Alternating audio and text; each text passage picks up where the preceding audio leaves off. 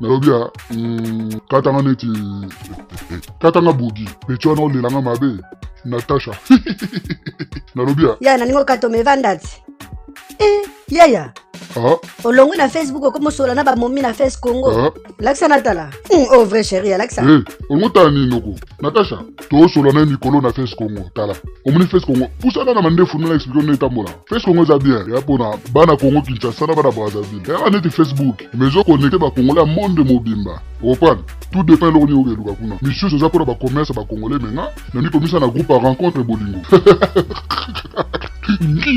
Natasha recevez le message. Au téléphone allez granga moi c'est. Donc muto kangende ye. Luka muto musuna Face Congo leki na ngati. Donc muto mali. Kasi bugyo luka giangwa nati. Na limbi shibino boya ebele na Face Congo comprendre. Kende ka na internet obeti Face Congo c'est simple. Elo kwa Congo bobenga ngo Face dia ta yo moko. Face c'est réseau social ndika Facebook yeso boleni mokema. Na boleni bobenga ngo Face. E bongo tango kenda ka Facebook o isa pona biso yana impact à danger. Face Congo. Na lo banana anglais ba komi ambiance après ba fingi biso. Ba lobi biloko ebele na kati. Yo ndefo se connecter na Face Congo. Yo moko mona masolo.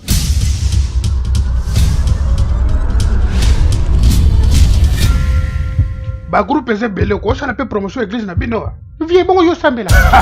Face Congo réseau social la bana mboka yaka ya ona en famille.